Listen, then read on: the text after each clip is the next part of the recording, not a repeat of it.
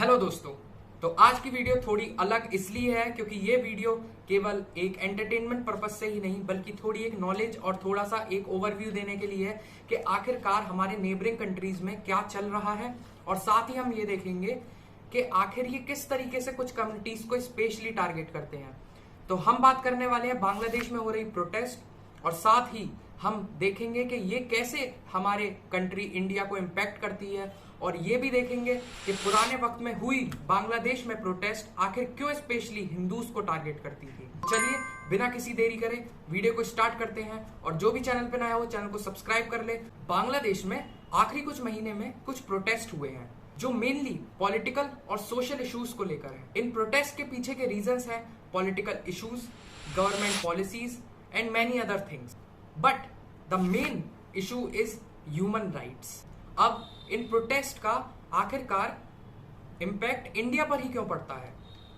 क्योंकि इंडिया और बांग्लादेश में कुछ ज्योग्राफिकल और कल्चरल टाइज हैं, जिस वजह से इंडिया को बांग्लादेश में हुई प्रोटेस्ट के इम्पैक्ट झेलने पड़ते हैं। तो चलिए अब हम बात करते हैं कि आखिर बांग्लादेश में पुरानी की गई प्रोटेस्ट में स्पेशली हिंदूज को क्यों टारगेट करा गया था। अब हम एग्जांपल लेंगे 2012 की प्रोटेस्ट का, जिसमें बांग्लादेश में स्टूडेंट्स के द्वारा वो प्रोटेस्ट की गई थी और स्पेशली टारगेट किया गया था हिंदू टेम्पल्स को और उनकी प्रॉपर्टीज को। केवल एक ही एग्जांपल नहीं, 2014 में हुई ढाका यूनिवर्सिटी में प्रोटेस्ट जो भी स्टूडेंट्स के द्वारा की गई थी, लेकिन इसमें स्पेशली हिंदू स्टूडेंट्स को टारगेट करते हुए उनकी प्रॉपर्टीज से रिलेटेड उनसे सवाल उठाए गए, और साथ ही साथ जिस वजह से कम्युनल टेंशंस बढ़े। और ये कम्युनल टेंशंस केवल बांग्लादेश में नहीं बल्कि नेबरिंग कंट्रीज में भी स्प्रेड होते हैं। क्योंकि अगर आज आप देख रहे हैं कि मैं अगर ये वीडियो बना रहा हूं, रीजन है कोई, इसीलिए ये वीडियो बन रही। 2016 में एक और प्रोटेस्ट, और इस प्रोटेस्ट को भी करने वाले कौन थे? स्टूडेंट्स।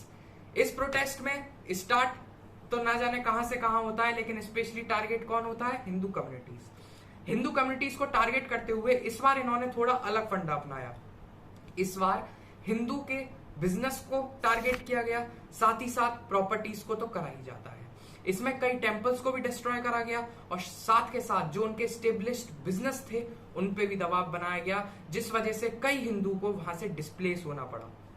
और एट द एंड हम बात करेंगे इम्पैक्ट जो इंडिया पे आता है, और इम्पैक्ट ये इंडिया पर इसलिए आता है क्योंकि एट द एंड जो हिंदू बांग्लादेश में रह रहे हैं उनको डिस्प्लेस करना पड़ता है। अब बात करते हैं कि इंडिया ने आखिर किस किस तरीके से बांग्लादेश को हमेशा सपोर्ट किया है।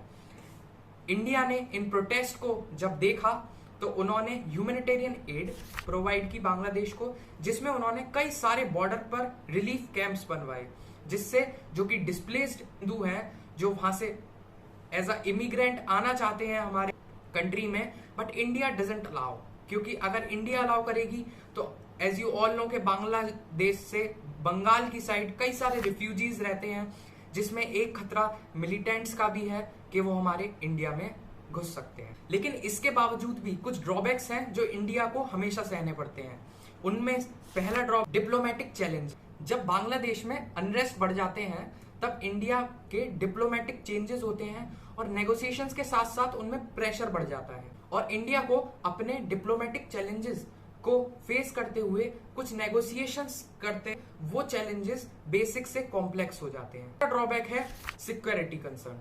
सिक्योरिटी कंसर्न इसलिए जो मैंने पहले बताया कि अगर इंडिया अलाउ करती है कि हिंदू कम्युनिटी इंडिया में आके एज अ इमिग्रेंट रह सकती है, बट इसमें सबसे बड़ा नुकसान इंडिया को इसलिए है क्योंकि सबसे मेन चीज रिफ्यूजीज की संख्या ऑलरेडी इंडिया में बढ़ रही है, और साथ के साथ आपको ये भी नहीं पता कि जो वहां से आ रहा है या टेररिस्ट है या रियल में एक हिंदू कम्युनिटी का पर्सन है। और लास्ट और तीसरा ड्रॉबैक इंडिया के लिए है इकोनॉमिक प्रॉब्लम।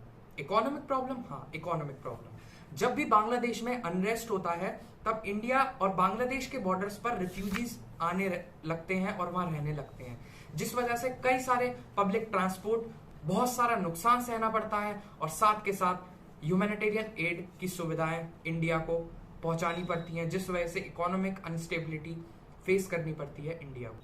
तो दोस्तों आज की वीडियो से हमको ये तो पता चला कि इंडिया और बांग्लादेश में ज्योग्राफिकल और कम्युनल टाइज तो हैं ही, बल्कि जब भी बांग्लादेश में कोई अनरेस्ट होता है तो इंडिया को कई ड्रॉबैक्स होते हैं, जो कि मैंने आपको एक्सप्लेन करे। डिप्लोमेटिक, सिक्योरिटी और इकोनॉमिक जैसे चैलेंजेस इंडिया को फेस करने पड़ते हैं।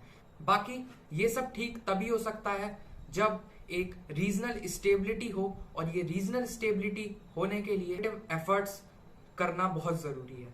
तो चलिए आप अपने थॉट्स इस पर जरूर बताएं, और वीडियो पसंद आई हो तो लाइक करें। बस आज के लिए इतना ही। Like, share, subscribe, stay informed. धन्यवाद।